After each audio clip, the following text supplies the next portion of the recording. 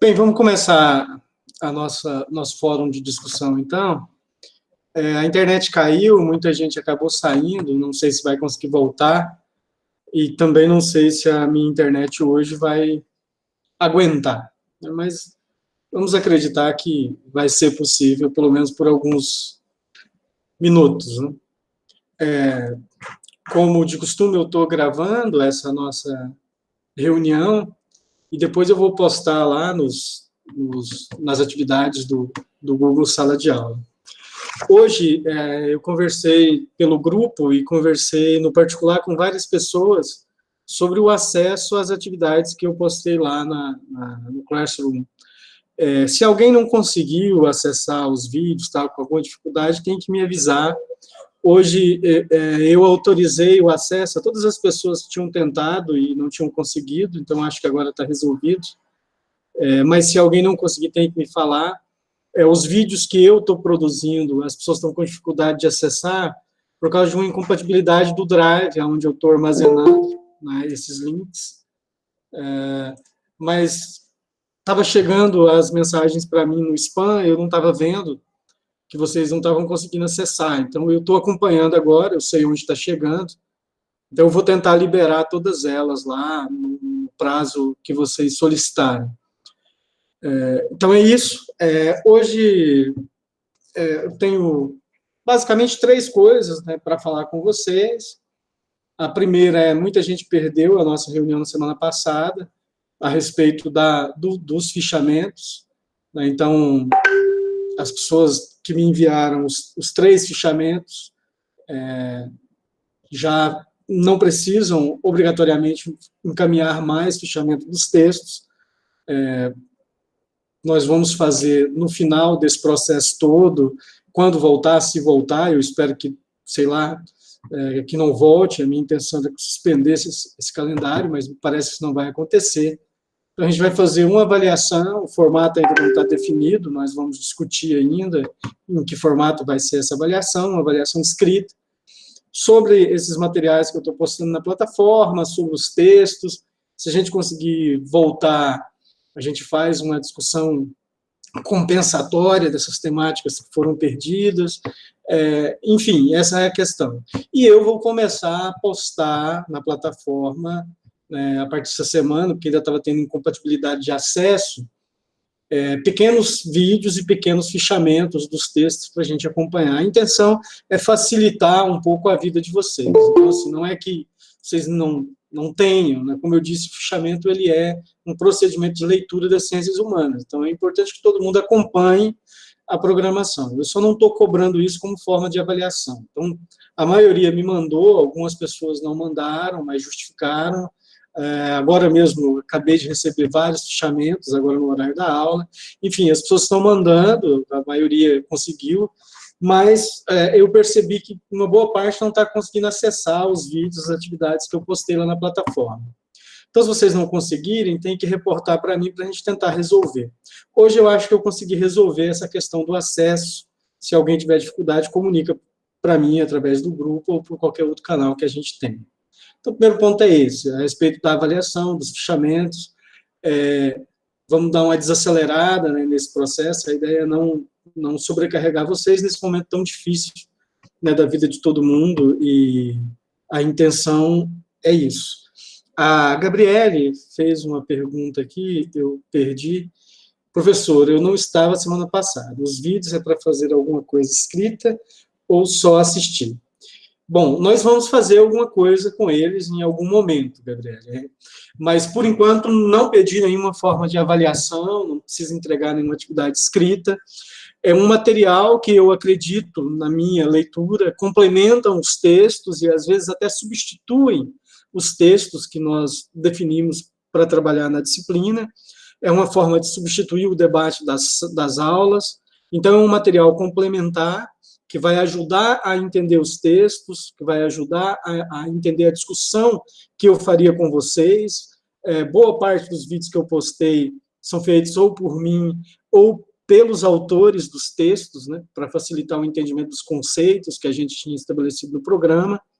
Então, inicialmente, não tem que me entregar nada, não tem que fichar, não tem que fazer nenhum relatório, é um material de suporte, de acompanhamento da disciplina.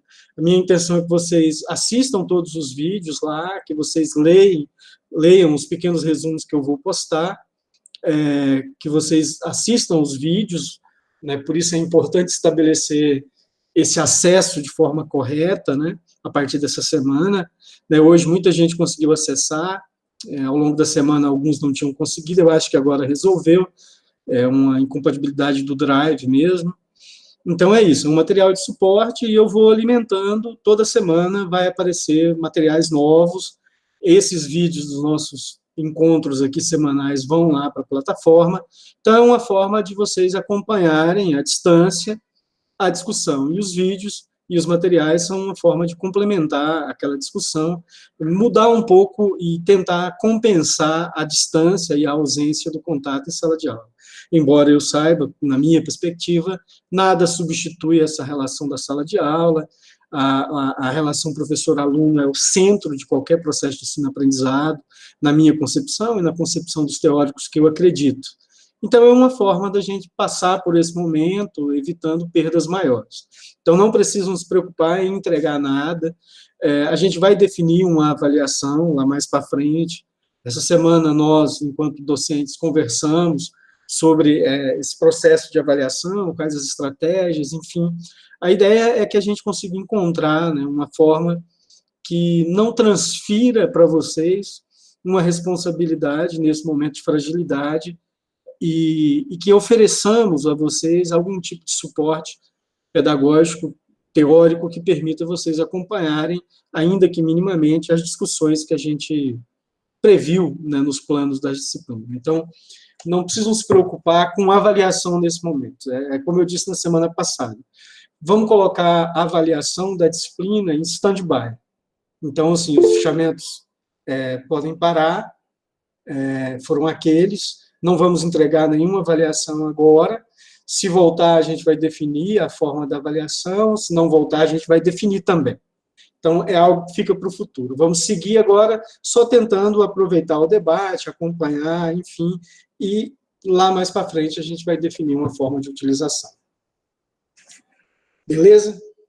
Bom, outras pessoas tinham me perguntado isso também ao longo do dia, então fica bem. Eu quero fazer uma fala rápida com vocês a respeito dos dois textos que a gente encabeçou na disciplina, que seria o texto 4 e o texto 5. Eu até peço desculpa, né, o texto 5 eu demorei a encaminhar para vocês, eu tinha me esquecido que ele não constava lá na listagem de textos iniciais. O texto da Schmidt, como eu já disse para vocês, ele é um texto de memória disciplinar, ela mostra ali como que essa discussão sobre a didática da história ela foi implantada no Brasil e como ela se desenvolveu, sobretudo a partir da experiência do Paraná, né, e do Lapedu, e ela fala de alguns campos, né, de algumas linhas de discussão no campo da pesquisa histórica no Brasil, como isso chegou, como isso fortaleceu e como isso produziu frutos, né, e ela, como uma pesquisadora central nesse processo, né, de implantação e de fortalecimento. Então, o texto da Schmidt, ele é um texto de memória disciplinar. Quando eu passei o texto, a minha intenção é que vocês entendessem um pouco da historicidade dessa construção da didática da história e do ensino de história enquanto um campo de pesquisa no Brasil, e aí eu escolhi a Schmidt, o texto dela, por ela ser representativa, e o Paraná, por ser um lugar onde esse movimento ele foi mais forte, digamos assim, né?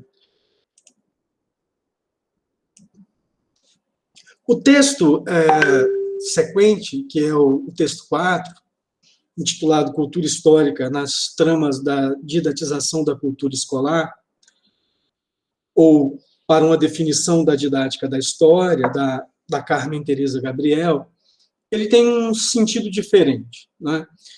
Quando eu escolhi esse texto para a gente discutir na disciplina, a minha intenção era apresentar para vocês aquilo que o texto do Riesen e do Bergman incitam inicialmente nas suas discussões iniciais, que é essa essa apresentação da didática da história como um campo específico da história pensado enquanto disciplina acadêmica e, nesse sentido, distinta da concepção corrente de didática, da forma como ela foi pensada numa cultura ou numa tradição pedagógica de uma forma geral, tanto na Europa quanto no Brasil. E aí, o texto da Gabriel, ele aborda exatamente essa questão. Então, ele vai flexionar essa ideia que o Riesing e o Bergman só citam lá atrás. Então, ela vai apresentar uma discussão sobre a cultura histórica, pensando esse conceito de cultura histórica como um conceito central dessa didática da história alemã, que nós estamos tentando mapear aqui, e pensada a partir da história enquanto disciplina, como que esse conceito e, consequentemente, esse campo de estudo, essa discussão, eles entraram numa rota de colisão, digamos assim, entre muitas aspas, uma rota de disputa pública por espaço em relação ao conceito de cultura escolar, que é um conceito mais corrente na história da educação, nas teorias pedagógicas de uma forma geral. Então, quando ela faz essa reflexão, ela está querendo demonstrar como que nas últimas décadas no Brasil construiu uma linha de tensão entre a área de conhecimentos que é voltada para a formação de professores no campo da pedagogia e a área de conhecimento voltada para a formação de professores de história no campo da história. Essa discussão, ela não é uma discussão teórica apenas, ela também é uma discussão por espaço de representação social. Então, assim, ela é muito feliz quando ela demonstra isso. O que ela está interessada em entender é como dois campos distintos, ou seja, duas áreas, né, de saber, disputaram nas últimas décadas o espaço de representação linguístico sobre o que é a formação de professores de história no Brasil. Então, houve, de fato, né, essa dicotomia ou essa disputa, né, de representação por quem cabe a competência de lidar com a formação de professores de história no Brasil. Ainda que o interesse dela não é tomar partido de uma área ou outra, assim como faz o Riesing e o Bergman, a ideia não é substituir uma concepção geral de didática por uma concepção de didática da história, hierarquizando essas duas dimensões. O que a Carmen Teresa Gabriel faz é demonstrar a existência desse debate e como que esse debate pode ser mapeado na cultura acadêmica brasileira nas últimas décadas, através de uma reflexão sobre o conceito de cultura escolar e o conceito de cultura histórica. Cultura escolar vinculada a essa concepção pedagógica e a cultura histórica vinculada a essa concepção didática da história. Então, o texto dela, ela lida bastante com essa ideia de disputas, né, por um espaço de representação linguística do que seja a formação dos professores de história. Então, ela tenta dar visibilidade, e, ao meu ver, ela consegue dar, a essa aparente dicotomia ou espaços distintos do que seria a representação do professor de história. Nós já viemos falando disso, né, desde lá da primeira discussão do texto do Bergman, que a questão não é essa, não é hierarquizar, nem dividir uma concepção de didática geral, normativa, para uma concepção de didática restrita à história. A questão é identificar que tratam-se de coisas diferentes, cada uma tem uma possibilidade de contribuir à sua maneira para a formação dos professores de história. Então, quando ela faz a apresentação do texto, né, ela está preocupada, né, em entender exatamente como que, ao longo das últimas décadas, se construiu estratégias discursivas diferentes no campo da pedagogia e no campo da história para disputar o que seria o ideal do professor de história, ou seja, aquilo que definiria o professor de história e, consequentemente, as políticas de formação voltadas para a formação dos professores de história. Ela está mapeando, de uma certa forma, essa ideia de uma identidade do ser docente vinculada à ideia da identidade historiadora. Como que isso foi disputado na esfera pública por dois campos de saber. Ela tem um pé, né, quando ela está falando de práticas discursivas e de relações de poder e de saber, ela tem um pé na influência do Foucault, né? Então, ela faz essa leitura de uma forma bastante salutar. E ela acompanha, né, essa discussão, tendo como referência as balizas dos conceitos de cultura escolar e de cultura histórica. A ideia dela, né, é muito clara. Ela está querendo entender essas lutas de significação do que é ser um professor de história no meio acadêmico, como que isso passou por mudanças. A ideia não é hierarquizar, se você tinha uma concepção muito genérica e ela foi substituída por uma concepção mais específica no plano da história em si. Ela não faz isso, ela não está tomando partido, né, de uma discussão, nem descaracterizando a outra. O que ela está tentando fazer é estabelecer o que se identifica no meio acadêmico como a qualidade da formação do profissional de história. E se essa qualidade ela é inerente à discussão da didática da história, pensada a partir do Bergman e do Riese, né, nesse contexto da didática da história como uma subdisciplina da ciência da história, ou se essa competência estaria nas disciplinas do campo educacional de uma forma geral. Então, ela está tentando mapear uma discussão que envolve as políticas de formação de professores no Brasil e as ideias por trás dessas políticas de formação de professores.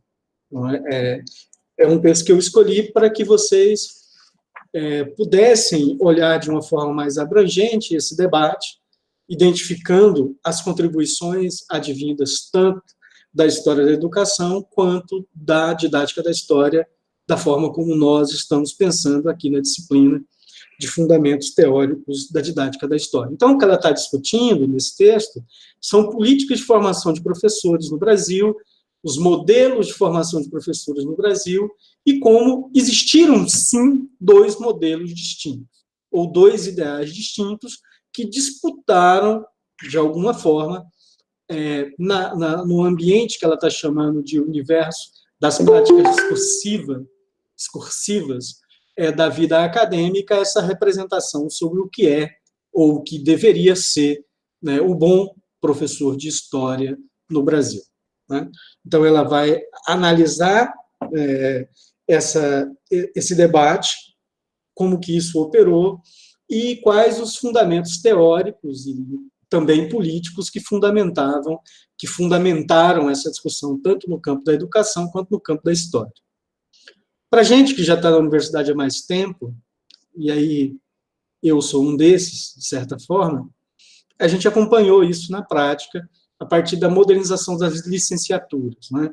Então, houve ali uma reconfiguração das licenciaturas, onde a reflexão sobre a dimensão do ser docente, ela foi sendo gradativamente incorporada, e as licenciaturas ganharam uma nova dinâmica, sem dúvida, né?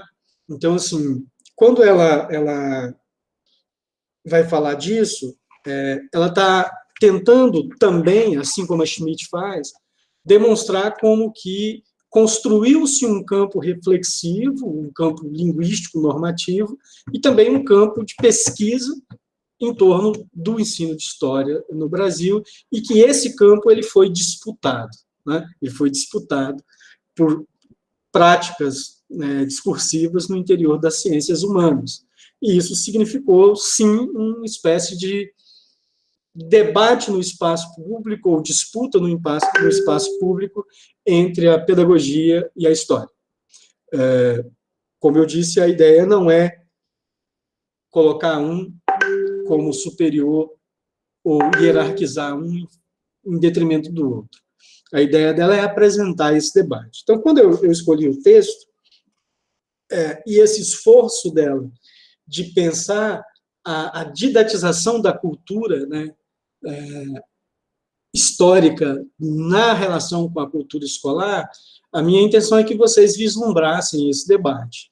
Ela fecha o texto dela tentando construir uma perspectiva aristotélica ali, de adotar o caminho do meio, né, pensando o conceito de cultura histórica escolar como um conceito que seria capaz de abranger tanto essa preocupação mais geral que norteiam as pesquisas no campo da educação, quanto essas preocupações mais específicas que norteiam a didática da história, pensada como subdisciplina da ciência histórica, para fomentar, né, uma política, né, de formação de professores ou uma estratégia de desenvolvimento curricular que fosse capaz de ofertar uma formação qualificada para os professores de história.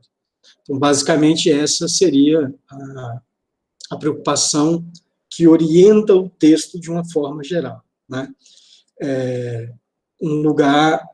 E isso passa, segundo ela, né, por uma ruptura com essa ideia de transposição didática, que outros textos, né, de alguma forma, já abordaram, né? Que é essa ideia de que, quando você lida com essa dimensão de cultura escolar e de cultura acadêmica como coisas distintas, então você tem uma cultura histórica e uma cultura escolar. A cultura escolar é distinta dessa cultura acadêmica, você está pressupondo, de certa forma, uma relação de hierarquização entre o conhecimento produzido na academia e o conhecimento que é transposto na escola. A intenção dela é descaracterizar essa ideia de dicotomia e demonstrar que não há um conhecimento que seja apartado do seu lugar de produção. Então, nesse sentido, não é que o saber acadêmico, que é produzido pela ciência de referência à história, é interpretado pela pedagogia, é adaptado linguisticamente pela didática e é levado para a escola. Ela quer abandonar essa perspectiva. Então, existe uma produção de conhecimento a partir dos espaços escolares, do processo de escolarização, da cultura escolar, da cultura institucional e curricular, e isso representa uma outra dimensão da cultura histórica. Isso também é conhecimento histórico produzido e aplicado a condições reais de existência, que é fundamental para o professor de história. O professor de história, ele não aprende história e aprende didática para ensinar a história. São processos inerentes ao conhecimento histórico, o aprendizado histórico e o desenvolvimento de estratégias para ajudar na produção desse conhecimento histórico, tanto no espaço acadêmico, por meio da pesquisa acadêmica, quanto no espaço escolar, por meio da pesquisa escolar, por meio da orientação de trabalhos que levem os alunos a refletirem historicamente e a produzirem ideias substanciais para o entendimento deles no tempo. Então, o que ela está fazendo é apresentando esse espaço discursivo sobre a formação de professores no Brasil como uma arena em disputa. Ok, ela está certa em relação a isso. De fato houve e vai continuar havendo uma disputa sobre a formação de professores no Brasil. A gente está às vias de receber aí uma reforma do ensino superior, já que houve uma reforma do ensino médio. Então, essa política de formação de professores, ela é continuamente revisitada, ela é um espaço de disputa mesmo. Mas o que ela está querendo acompanhar e descaracterizar é essa pretensa oposição entre saber teórico e saber prático, essa pretensa oposição entre teoria e prática, ou conteúdo e forma, ou história e pedagogia. Então, ela não quer trabalhar com essas oposições, com essa dicotomia. Para ela, não há teoria sem prática, para ela, não há conteúdo sem forma. Então, assim, não é, eu sei, mas eu não sei ensinar. Isso não existe, né? Se há um saber, né, ou seja, se há um conteúdo, a forma com a qual esse conteúdo é apreendido e transmitido é importante tão quanto o conteúdo assim o é. Então, ela quer romper essa perspectiva de dicotomia que, em último limite, não apenas afasta a relação teoria de prática, como também a relação entre conhecimento diário e conhecimento pedagógico. Ela está, de forma veemente, rechaçando essa perspectiva. Então, para ela, todo conhecimento tem que ser teórico e prático, tem que lidar com o conteúdo e também com a forma com a qual esse conteúdo se apresenta, e, nesse sentido, a pedagogia e a história são saberes que contribuem, cada qual à sua maneira, para a formação do ideal de professor de história que ela está tentando buscar. Existem outros elementos no texto, ela define cultura histórica de forma mais bem fundamentada, ela define o conceito de cultura escolar, que tem uma longa tradição, sobretudo no ambiente francês, mas também no ambiente brasileiro. Ela define alguns outros conceitos, como o conceito de campo discursivo, para pensar como que a academia e o espaço das ciências humanas configuraram esse debate, quais foram os interesses por detrás desse debate, e ela, ao longo do texto como um todo, ela vai construindo o argumento dela, que é afastar essa dicotomia e incorporar essas duas tradições. Então, você tem duas tradições aí. Ela não está te impelindo a ter que escolher entre uma delas, mas entender a importância de cada uma dessas tradições e incorporar um diálogo que te permita refletir essa relação de uma forma não hegemônica. Então, ela está defendendo uma leitura não hegemônica da relação entre teoria e prática e uma leitura não hegemônica da relação entre história e pedagogia, ou conhecimento de área e conhecimento didático. Então, para ela, tem que haver uma relação de complementariedade. E, nesse sentido, as disputas, quando alguém quer afirmar uma área em detrimento da outra, ou hierarquizar no plano discursivo das ciências uma em relação à outra, o que está em jogo é uma disputa por espaço de representação política, de representação social em torno de um objeto que é o ensino de história.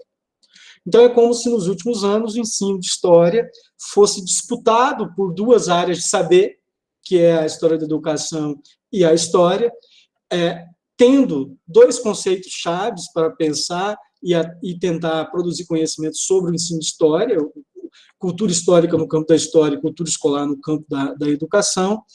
E o que ela está querendo dizer é que essas duas áreas não devem ser pensadas como antinômicas ou como hierárquicas, mas como complementares. Então, o bom professor de história e aquele que entende os fundamentos teóricos da didática da história deveria entender esse debate, entender essa disputa, não tomar partido de nenhuma dessas duas áreas, porque isso seria entender de forma simplista essa discussão, e tentar incorporar essas duas dimensões na sua formação e aplicar na sua prática e no seu modo de ser enquanto docente, enquanto historiador, enquanto estudante, de uma forma geral.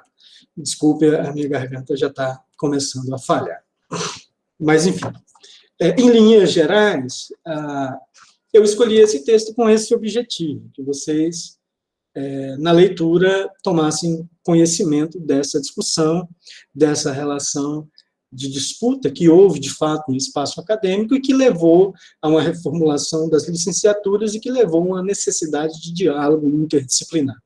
Se vocês assistiram os vídeos lá que eu postei para vocês, lá existe uma discussão, né, sobretudo naquela conferência do GEDAI, que demonstra claramente essas disputas de representação em torno do ensino de história. Então, você tem uma perspectiva produzida no campo do conceito de History Education e outra no campo da didática da história. Essas duas dimensões representam esforços que foram produzidos em campos distintos para pensar a aprendizagem histórica. E essas matrizes chegaram ao Brasil e produziram resultados, né? A gente vai analisar esses resultados mais para frente, né? Mas aquela palestra que eu postei para vocês na plataforma deixa de forma clara, né? Não há uma transposição dessa discussão da Europa para o Brasil. Há, sim, um contato, uma leitura, uma interpretação, mas uma necessidade de criar algo novo a partir daqui para entender a nossa realidade. A realidade dessa discussão no espaço alemão ou no espaço inglês ou americano não tem muito a nos dizer sobre a realidade do Brasil. Então, é necessário que a gente acompanhe esse debate, incorpore, para pensar a nossa realidade, não para transpor. A própria ideia da transposição de qualquer tipo de conhecimento, ela hoje em dia, em si, absurda, e a gente tem que abandonar, né? O outro texto, né, que eu demorei até encaminhar para vocês, quando eu escolhi esse texto, né, eu escolhi ele num sentido de apresentar para vocês uma discussão mínima sobre como, em algum momento, nós estivemos no caminho certo e como e por que a gente perdeu essa via, né, que poderia nos levar a um lugar muito melhor do que aquele que nós estamos hoje. Então, ele é um texto memorialístico, né, acima de tudo. Ele fala sobre experiências de ser docente e sobre a experiência de pesquisar e de praticar o ensino de história no Brasil, num momento em que o ensino de história significava uma outra coisa que não exatamente a mesma coisa que significa hoje. Hoje nós vivemos uma situação de pessimismo em relação ao lugar da história no ensino médio.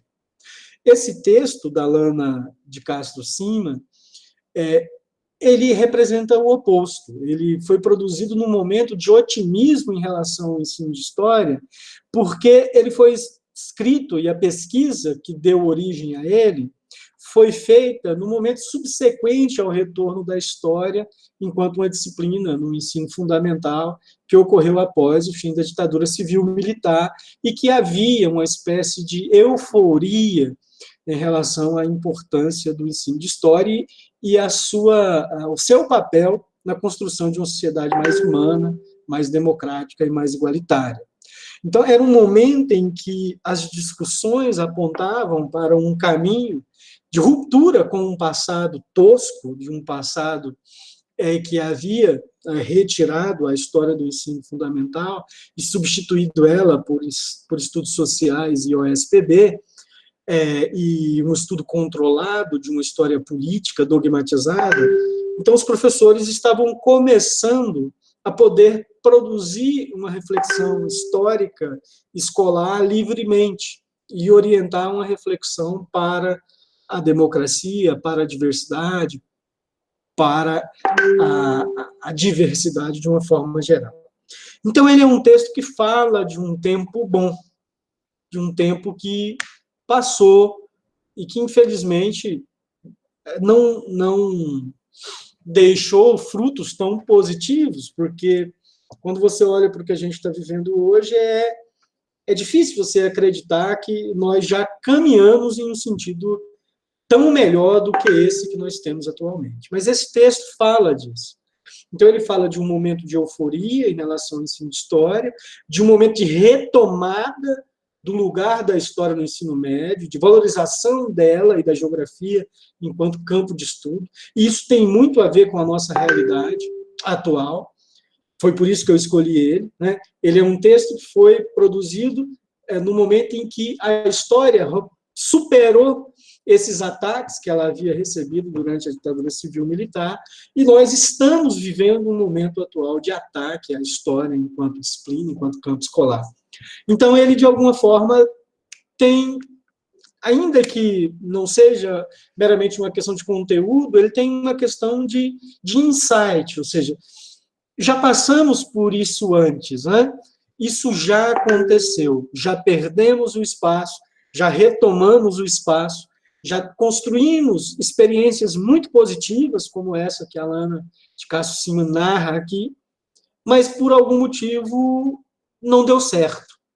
E aí temos que refletir por que não deu certo. Antes de entrar nos detalhes do texto, por que não deu certo? Essa experiência que ela narra aqui é uma experiência maravilhosa, sabe? Você fica muito empolgado quando você lê isso que foi feito. O problema é que isso foi feito dentro de uma dimensão muito restrita, né?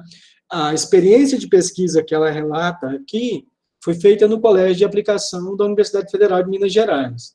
E a realidade do ensino que é praticado no Colégio de Aplicação é muito diferente do ensino praticado nas aulas de história país afora, no estado, no município e em outras redes de escolarização. Então, os professores de um colégio de aplicação são professores com uma condição de trabalho muito boa, têm uma condição de trabalho, têm uma condição salarial muito boa, e aí, quando você não existe milagre em nenhum setor, né? Como diz lá o Odmar Cardoso. Por que os alemães conseguiram produzir uma reflexão na década de 70 do século XX sobre a didática da história, que ainda hoje é considerada uma das mais importantes e foi a melhor do século XX. Segundo ele, e eu concordo com ele, isso foi feito porque foi o momento em que o Estado alemão investiu maciçamente uma cifra vultuosa de dinheiro no financiamento dos historiadores para pensar um ensino de história que ofertasse outras formas de sentido que fosse além da experiência do nazismo ou além da possibilidade do comunismo como uma representação para a sociedade alemã. Então, assim, sem investimento, sem condições de trabalho, sem valorização do profissional que atua, é difícil você encontrar resultados positivos. Então, a pesquisa que a gente tem em mãos aqui, e a reflexão que ela faz é muito boa. Realmente é revolucionária, e realmente, quando você lê o trabalho da aluna lá no final sobre a escravidão, você fala, minha nossa, como que essa aluna realmente aprendeu sobre os impactos da escravidão e como a escravidão impactou o desenvolvimento da sociedade brasileira, e isso numa pré-adolescente. Só que é uma experiência muito positiva, mas que foi aplicada a contra-gotas. Então, o colégio de aplicação de uma universidade federal atende um percentual ínfimo das pessoas. Nesse sentido, é possível produzir um ensino de história qualificado, existem fórmulas, existem modelos, existem experiências extremamente positivas, mas, infelizmente, isso não foi aplicada numa profilaxia em larga escala, né? E aí, talvez, por causa disso, tenhamos o resultado catastrófico que temos hoje, né? De uma sociedade negacionista, anticientificista e que caminha a passos largos para uma característica cada vez mais egocêntrica e autodestrutiva que a expressão mais tacanha, né, do bolsonarismo representa de uma forma tão simbólica. Então, esse texto é um texto que...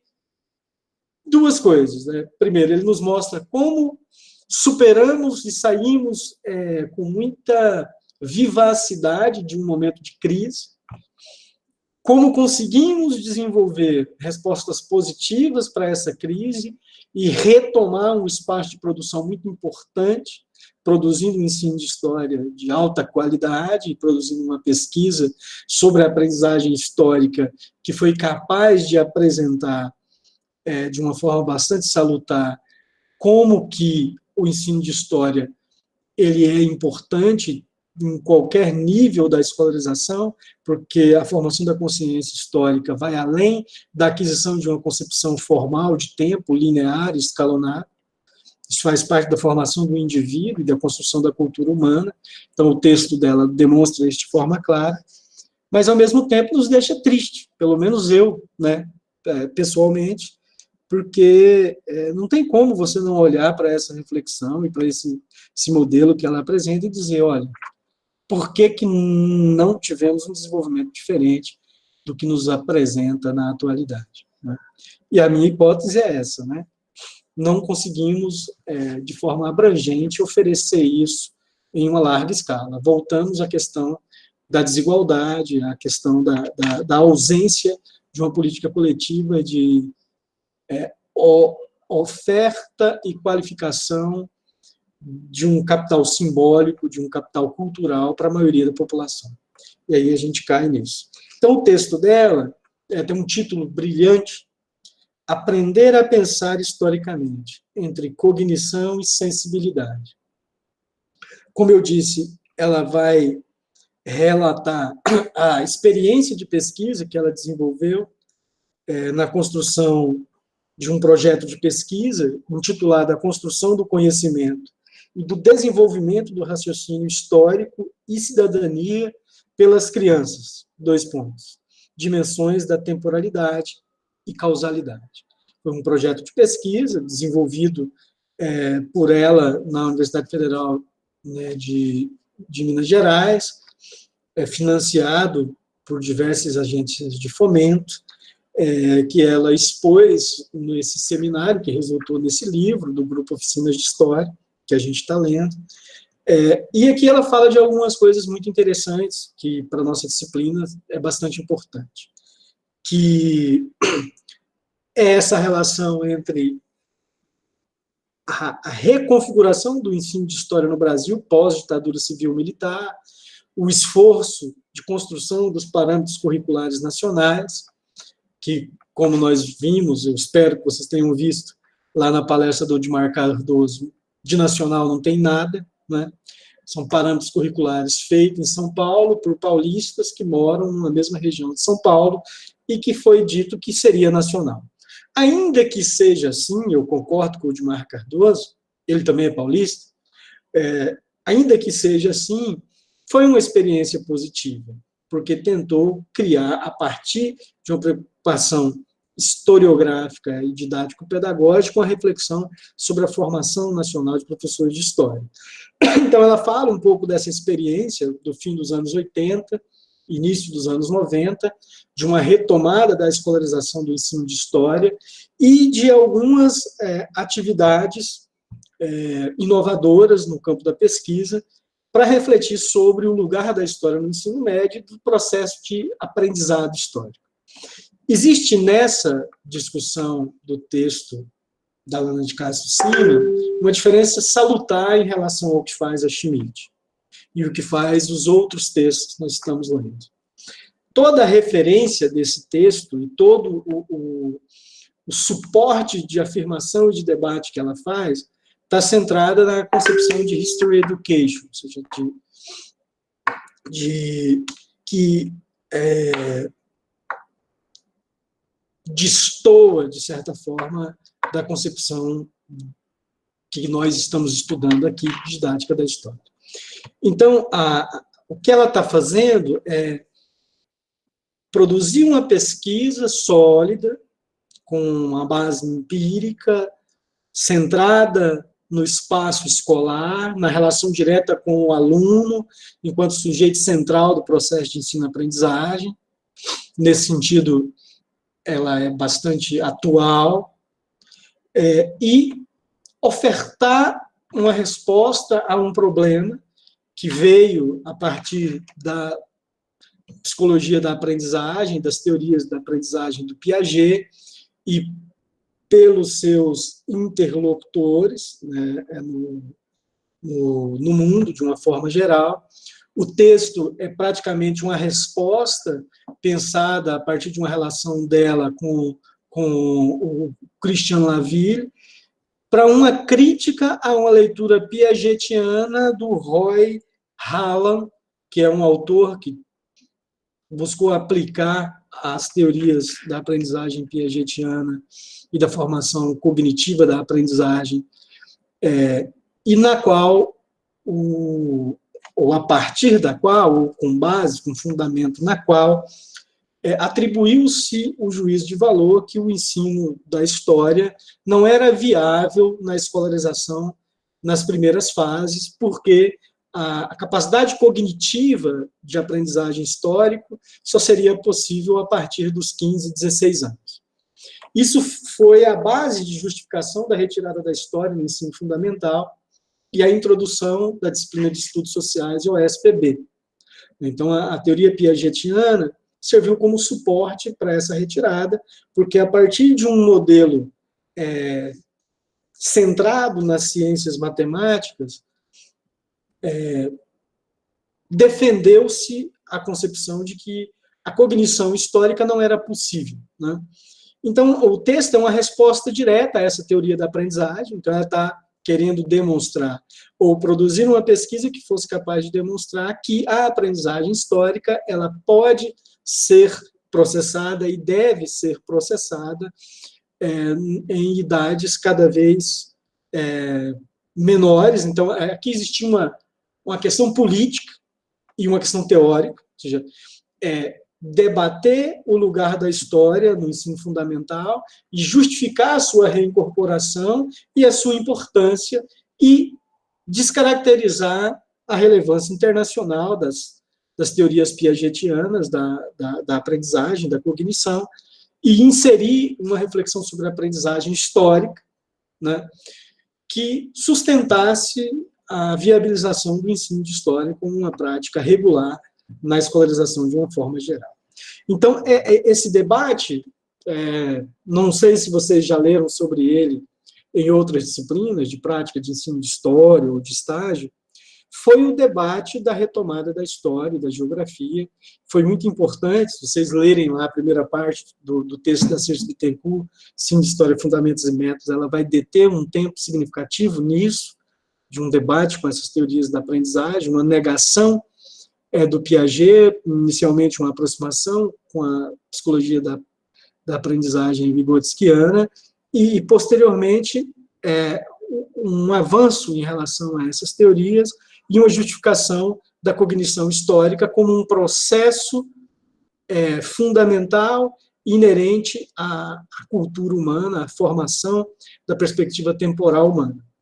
E aí, essa reflexão, vocês vão poder acompanhar isso no texto, ela vai citar diversos autores, né, cita uma tradição, né, de defesa, né, dessas teoria da aprendizagem piagetiana, o próprio Piaget, Peale, Hawley, como defensores da justificação dos estudos sociais, e ela vai apresentar diversos outros autores no campo dessas teorias da aprendizagem, se convencionou chamar de History Education, da viabilidade do ensino de história. Então, é um texto que não apenas ele data um momento de retomada do lugar da história no ensino médio, como também ele demarca um debate que foi muito importante em escala, eu diria, global ou ocidental, para a valorização ou retomada da história no currículo escolar de uma forma geral.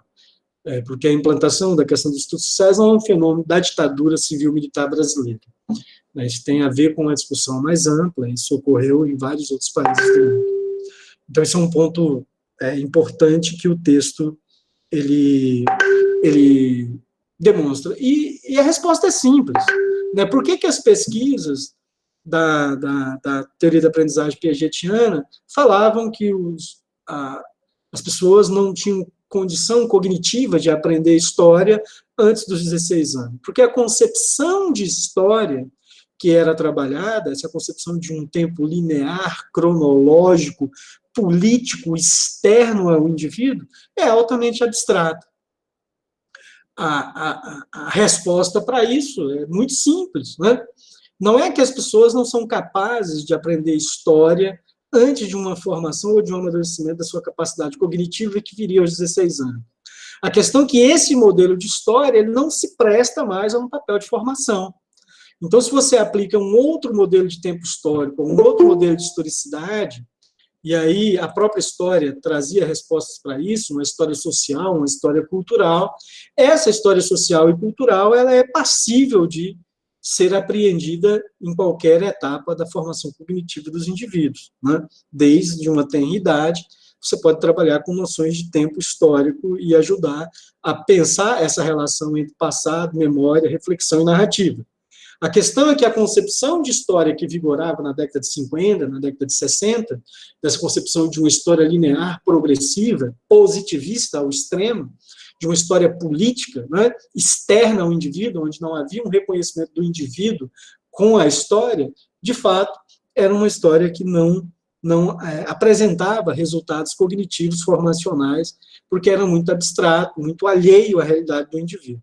Então, o que a professora faz é demonstrar como que a história ela é significativa a partir do vivido, a partir de uma relação de memória entre aquilo que ela chama de um tempo físico, né, um tempo social e um tempo narrado.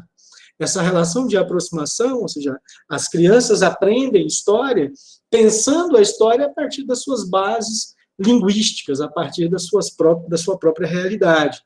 Então, quando vai falar, ela vai trabalhar com a experiência da escravidão e da relação do castigo para o senhor e o escravo, a criança vai identificar o que é o castigo na relação do pai com o filho, porque ela nunca ouviu falar de escravidão, mas quando ela ouve de uma relação de poder de dominação, aonde um pode impor ao outro o castigo, ela assimila o castigo do senhor para com o escravo à relação do pai com o filho, sobretudo numa sociedade dos anos 80, dos anos 90, onde isso era muito comum. Então, a partir da ideia de castigo que ela traz, da sua memória familiar, da sua cultura histórica familiar, aquilo que Urizen chama do segundo círculo concêntrico, ela consegue estabelecer uma relação com o passado, do que foi o castigo do escravo e do que é o castigo na nossa sociedade, que ela entende como mais civilizada, como mais desenvolvida, porque não permite subjugar e ferir o outro mortalmente, como era no caso da escravidão. Então, ela percebe que é uma relação de castigo, que é uma relação de poder, mas que são relações de poder e relações de castigo diferentes. Então, houve um passado, houve um tempo que passou, que é diferente do meu, mas que, de alguma forma, persiste. E que, para entender esse passado que foi, eu penso ele a partir da minha realidade, da minha relação com a historicidade imanente da minha condição de ser no mundo. Então, quando ela apresenta os resultados finais de como os alunos assimilaram a relação da história dos escravizados no Brasil, e ela fecha o texto, né, de uma forma muito importante, apresentando esses resultados, ela está falando de uma relação de método educacional, ou seja, de uma relação, de uma necessidade de construir uma educação mais dialógica, centrada na figura do aluno, centrada na experiência do indivíduo como elemento fundamental para pensar qualquer processo de aprendizagem. E nessa educação, onde o sujeito da aprendizagem é o aluno, o professor ele é um mediador, ele não é aquele que vai chegar e vai transpor o conhecimento. Ele vai mediar uma situação de diálogo, uma situação de enfrentamento, que através daquilo que ela trabalha no texto, de instigamento do que o Vygotsky chama de zona de desenvolvimento proximal, ou seja, de algo que você não tem domínio ainda, mas que você pode acessar e que, através do diálogo com o professor, você vai estimular a construção e a aproximação desse conhecimento que você ainda não tem, mas que você pode adquirir, vai levar à aquisição de conhecimentos históricos que vão ser fundamentais para o entendimento desse aluno, tanto do conteúdo histórico que passou, mas também do tempo social no qual ele está inserido. Então, esse texto, se vocês pegarem lá os 2 primeiros capítulos do livro da Circe Pittencourt, o segundo, né, na verdade, a segunda parte, onde ela fala das teorias da aprendizagem, e esse texto aqui, vocês vão ter uma noção mínima dessa discussão que acompanhou as 3 últimas décadas do século XX, das teorias da aprendizagem e como as ciências humanas se posicionavam em relação a essa questão. Então, aí há uma resposta, uma concepção limitada de uma teoria da aprendizagem piagetiana e uma tentativa de demonstração pela via da pesquisa de que a história é importante, de que o aluno pode aprender história, ele pode desenvolver um conhecimento histórico e que a cognição, ou seja, a capacidade de conhecer, está relacionada com a forma como o indivíduo se relaciona com o conhecimento e aplica ele na sua realidade prática. Daí a ideia de sensibilidade. É um aprendizado que é processado a partir do indivíduo. E aí o professor é um mediador. O conhecimento é um mediador. Ele não é um vetor que se impõe à consciência do indivíduo de forma arbitrária. E o professor não é aquele mais que porta o conhecimento, mas é alguém que, através do diálogo, que através de experiências instigantes, podem contribuir para o desenvolvimento cognitivo. Então, ela estabelece essa relação entre cognição e sensibilidade, entre pensar-se no tempo e entender a temporalidade. Então, os exemplos que ela traz no texto e o enxerto que ela traz na página 217 sobre a situação dos negros no Brasil, que é a culminância, né, do trabalho que foi feito, e foi um trabalho feito por quase uma década, então é uma pesquisa longeva, produzida por uma pessoa que está com um pé na universidade, também com um pé na escola, não é uma escola comum, né? Então, as condições que ela apresenta aqui são condições ideais, condições muito boas, e o trabalho e o resultado em si é um trabalho muito bom. Então, quando eu escolhi esse texto, né, eu escolhi com essas duas intenções, de que vocês acompanhassem um pouco esse debate sobre a importância do ensino de história e o lugar dele no processo de escolarização. Então, isso que estamos vivendo hoje, de negar a importância do ensino de história, já aconteceu antes, né, em escala global ou ocidental. De alguma forma, sobrevivemos a esse ataque. Essa pesquisa, esse texto, representa a superação desse momento ruim e de uma espécie de possibilidade de sonhar com algo melhor, fim dos anos 80, início dos anos 90, a ideia de uma educação histórica para a democracia, que valorizasse a sensibilidade, a diversidade, e isso é importante para a gente entender o que a gente está vivendo hoje, né? Hoje, novamente, estamos sendo caçados, estamos tendo nosso direito de lecionar gradativamente escamoteado, a história foi retirada, né, do ensino médio, essas discussões de aproximação da história com a ideia de ciências sociais aplicadas, como a BNCC faz, é muito similar aos estudos sociais como foi feito lá na década de 70. Então, assim, a Circe Bittencourt diz que é a mesma coisa, né? Ela assistiu uma palestra dela recentemente onde ela afirma que é basicamente o mesmo projeto. Então, assim, é um texto que tem uma memória, que nos fala de dificuldades enfrentadas e superadas, de um modelo de desenvolvimento positivo, mas que não conseguimos mantê-lo.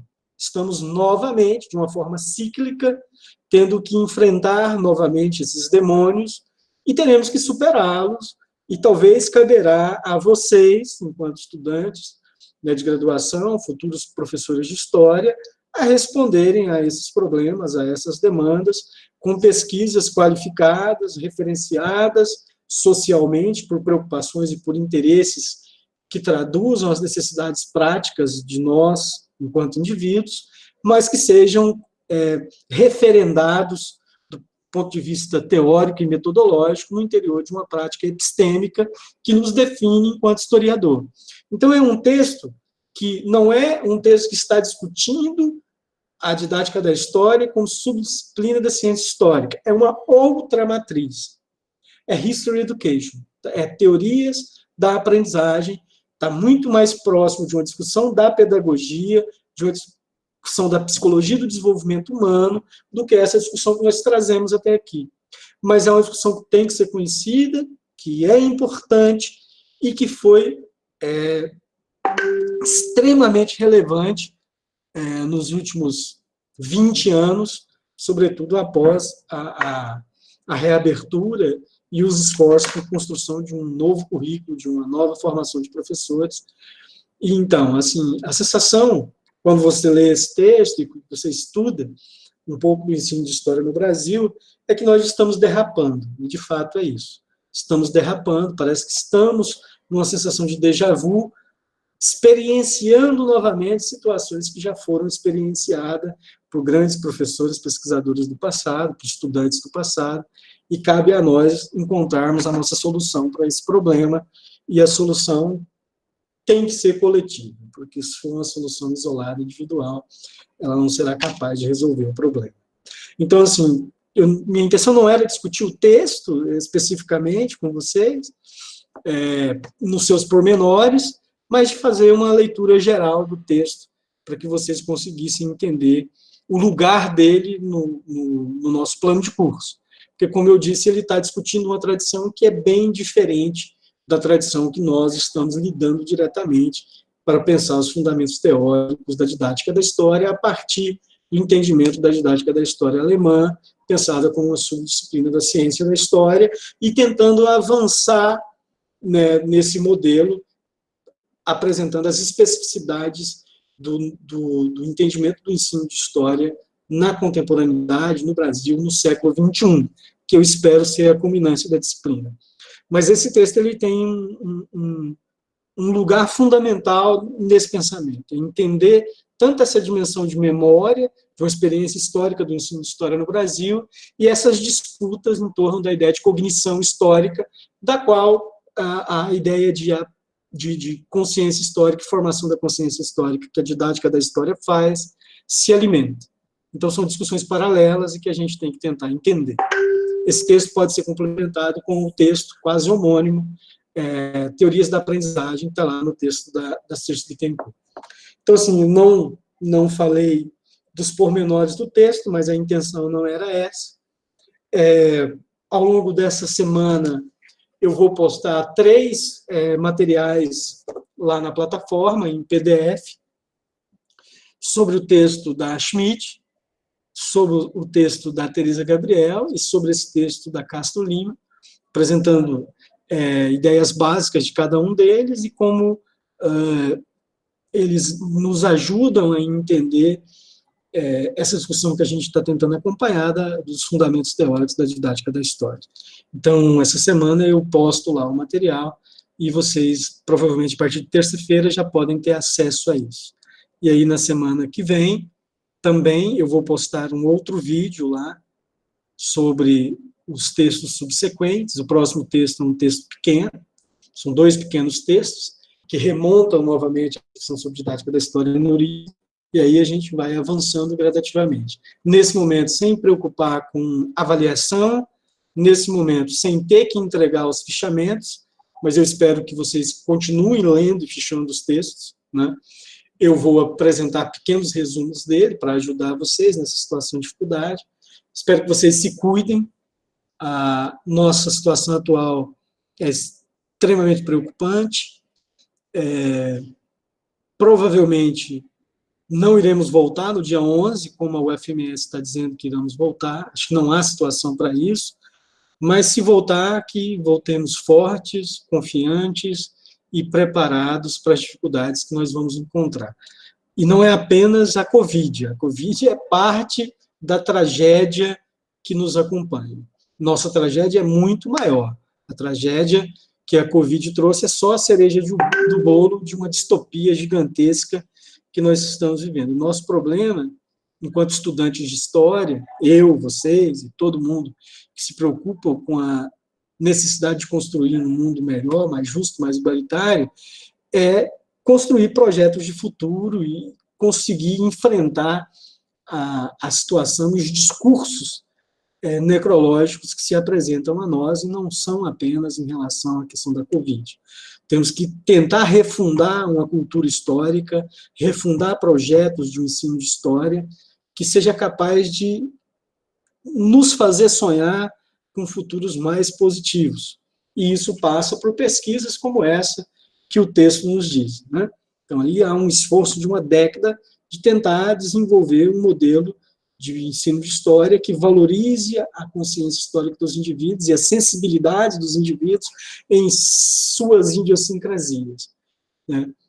E, quem sabe, isso possa gerar chaves para a formação mais qualificada, que é aquilo que a gente busca enquanto formadores, né, de profissionais da história para atuar na educação de uma forma geral. Então, se cuidem, vamos nos falando, eu vou acompanhar no e-mail, quem está tendo dificuldade de acessar, se alguém está tendo dificuldade, me manda no e-mail, me manda no WhatsApp, me manda no Facebook, me manda via sinal de fumaça. Eu moro aqui no São Carlos, qualquer coisa que estiver passando, dá um grito. O importante é que a gente se comunique e que a gente consiga fazer com que essas informações circulem, e em algum momento a gente vai parar e vai poder discutir e entender o que aprendemos com isso. É isso que eu espero de vocês na avaliação, que virá sempre de uma forma bastante compreensível, né? No mais, é isso. Eu agradeço a atenção de todos vocês. Eu vou postar esse vídeo lá, para quem perdeu possa acompanhar. Quem não conseguiu acessar até o momento, por algum motivo, se manifeste. A gente tem que tentar resolver esses problemas, E, assim, vão entrando em contato comigo e eu vou resolvendo. Ainda que demore, mas eu vou resolver. Então, assim, nosso canal de comunicação deve ser um canal aberto e sempre profícuo. Então, eu fico aguardando vocês. Entrem lá, acho que talvez até amanhã eu já vou postar alguma coisa nova, hoje mesmo, provavelmente, eu já posto esse livro. No mais, é isso, muito obrigado a vocês que me ouviram, muito obrigado a vocês que entraram e que desligaram o som e me ignoraram, também tenho que agradecê-los, o importante é que a gente conseguiu minimamente conversar um pouco aqui hoje. E eu já estou com saudade de todos vocês, eu sou alguém que sente falta do ambiente da sala de aula, é um ambiente que me ajuda a ser quem eu sou. Eu não seria o que eu sou sem aquilo que eu faço. E o que eu faço está muito vinculado à experiência da sala de aula. Tá? Muito obrigado. Tudo de bom para vocês. A internet aguentou, vamos ver até quando. Um abração. Então, fica aguardando vocês lá no chat do Classroom ou no grupo do Facebook. No mais, é isso. Eu vou desligar a gravação. Boa noite a todos, tudo de bom. Estou à espera de vocês.